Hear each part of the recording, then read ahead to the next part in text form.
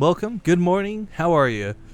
I need to find like a good introduction. Like, I was going through my VODs the other day, and I start every game with like, all right, all right, all right, all right. Like, okie dokie, here we are. I don't know. You've done all of them in one cast. Well done. Yeah, it's probably not a problem until like, I guess if you watch like 9 videos in a row with your YouTube or something. But anyways, hi guys, I'm Rifkin, joined today by Blisk and Spawny here. Guten, you're not even okay. Well, I'm not even touching. Spawny here in the top right corner of the map for the team Nuit Blanche. It is the red Terran player, Funkay. In the bottom left, we have from Germany, Kaup. From alternate attacks. Yeah, he is back for another game. Now it just sounds like you have speech impediment. So you say that about a famous celebrity.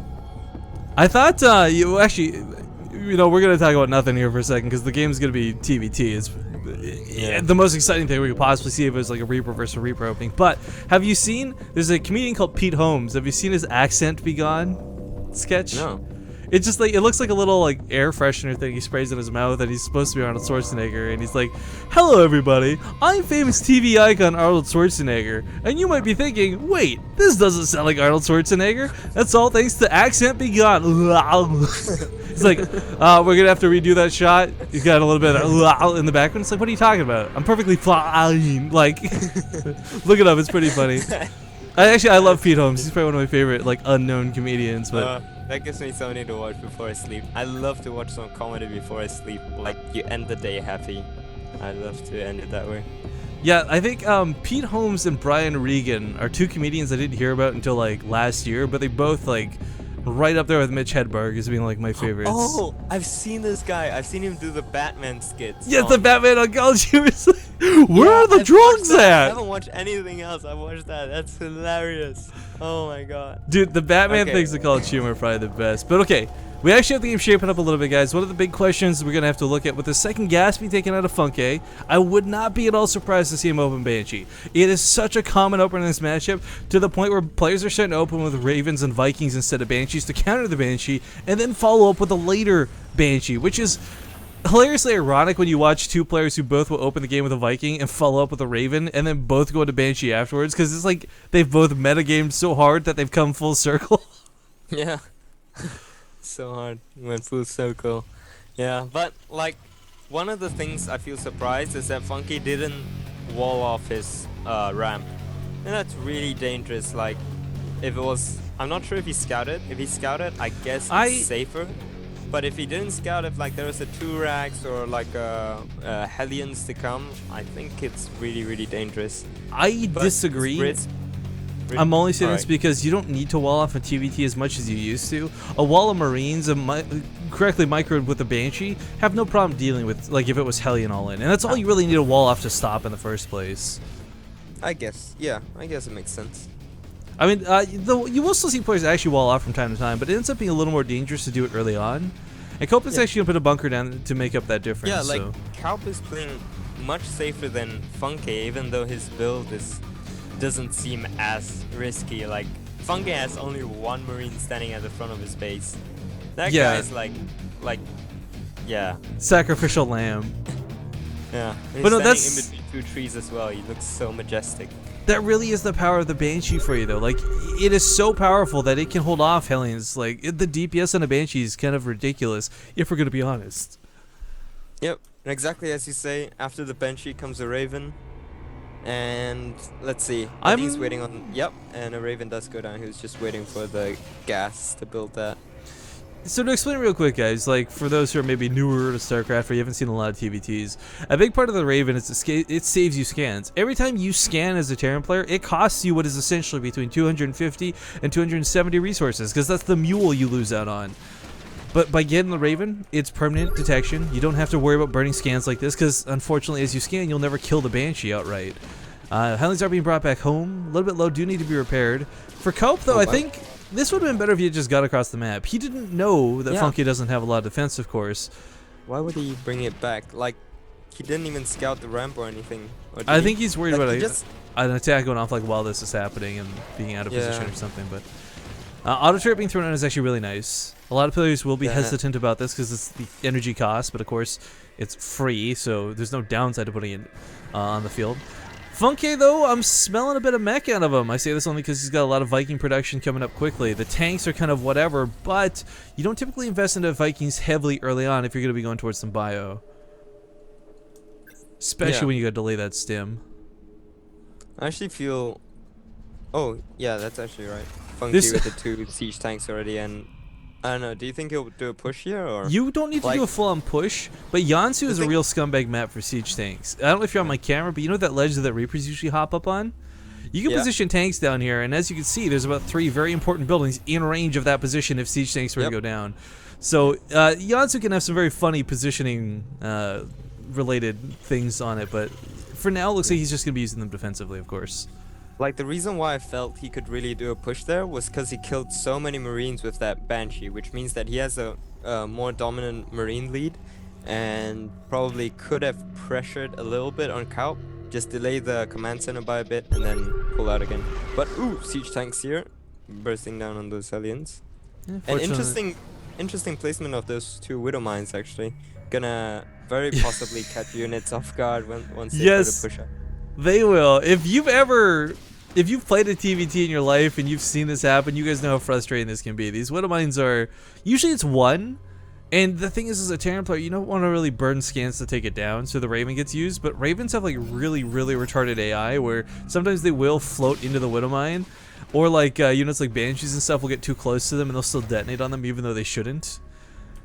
Yeah. So these Widow Mines can be effective. Not probably going to get too much done, of course, but what is interesting, of course, is the Viking count. It's going to come into a big effect, I do feel. Not only do Vikings provide the air superiority of the ranged vision for the siege tanks, but if you got a couple Banshees and your opponent's like Kaup going mech, those Banshees are going to be so critically important for later on, picking off siege tanks where there's no Thors, no Widow Mines, and no Marines to provide that anti-air coverage. 5 Vikings gonna intercept the 2 here. Yep, this is a big deal.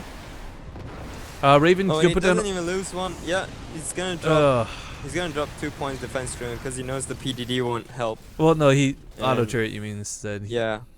No, But- as in he wanted to drop the point defense drone, but he decided against it. Yeah, that was Um, weird too. I saw him put the little targeter down, and it's usually pretty much an instant cast, but pulling it back like that. This actually really sucks though for Kaup. This takes away a lot of his possibility of what he could. Like a Raven is a big deal in this matchup. It really is, and he is going mech. So, I mean, that's your not only detection, but that's a couple seeker missiles going down to kill a tank. That's a point defense drone going down later on to deal with the Vikings and what have you.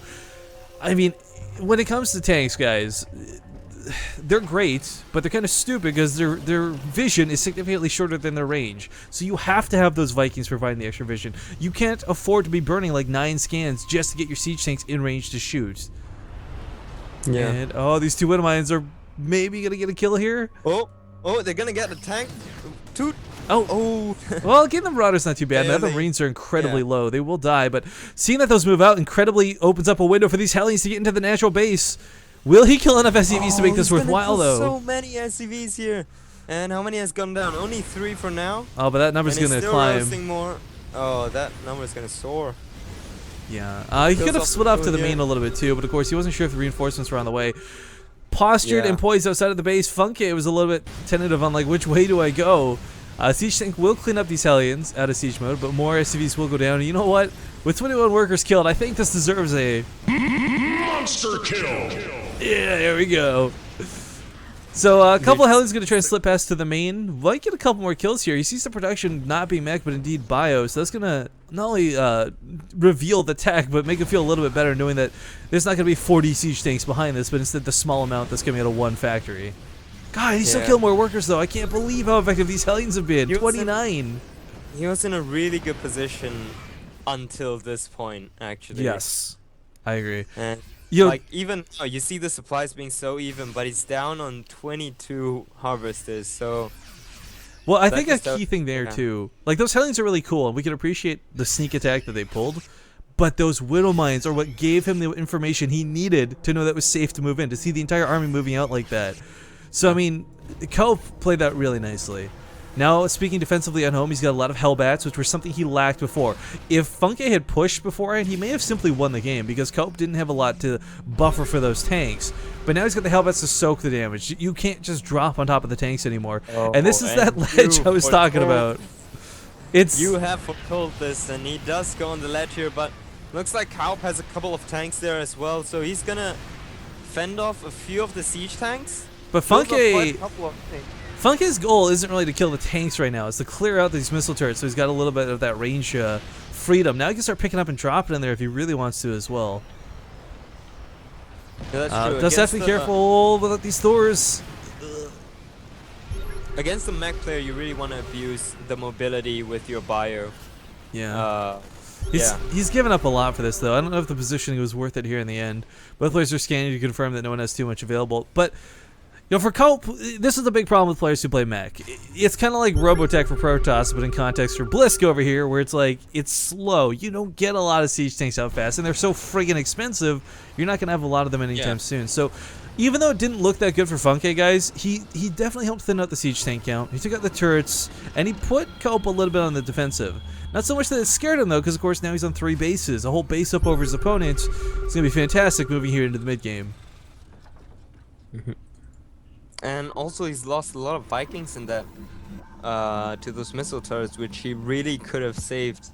Although this might not mean much, because Kaup doesn't look like he's pushing through that V button to get even more Vikings, to get a dominant air superiority, but still good Vikings would prove very helpful for Funkay to go into engages and know how he has to spread his army and so on. Okay, so while these guys posture, there's actually a funny story. I don't know, there's a picture on Reddit, I think it was yesterday, called like "This Is Why I'm in Silver." It was like a 4v4 game, and the guy had like 4 starports with the reactors, and he's like, "Alright, I'm gonna kill these Colossus, no problem." And then his teammate's like, "Dude, why do you have like 18 medevacs?" And he looks and he pressed the wrong hotkey to build all these units. I was like, oh man, freaking bronze players are the best. They make this game so much more fun. Air battle not going to go too well here for Funkay. Couple Thors. Oh, those Hellet. Yeah, those 2 Hellbats. The Hellbats are kind of...